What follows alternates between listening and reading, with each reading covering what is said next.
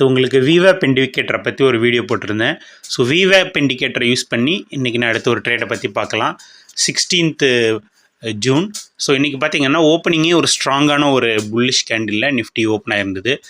இதோட டார்கெட் எங்கே போகும்னு நான் பார்க்கும்போது ஸோ ஒரு கேப் அப் வந்துட்டு அந்த வீக் ஓப்பன் ஆகிருந்தது. ஸோ அந்த கேப்பை ஃபில் பண்ண வாய்ப்பு இருக்குது அப்படிங்கிறத நான் வந்துட்டு மார்க் பண்ணி வச்சுருந்தேன்.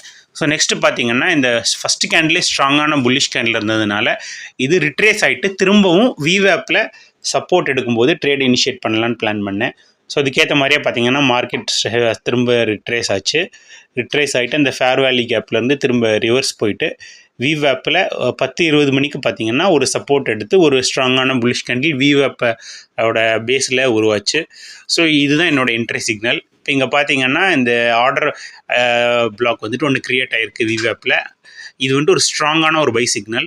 ஸோ இந்த ஆர்டர் பிளாக்கோட என்ட்ரியில் நான் வந்துட்டு கால் ஆப்ஷனை பை பண்ணேன். ஸோ டார்கெட் பார்த்தீங்கன்னா மேலே அந்த கேப் ஃபில்லில் இருந்தது. ஸ்டாப் லாஸ் வந்துட்டு ஆர்டர் பிளாக்கு கீழே வச்சேன். பார்த்தீங்கன்னா வித்தின் 20 மினிட்ஸ் ப்ராஃபிட் ஹிட் ஆகிடுச்சு.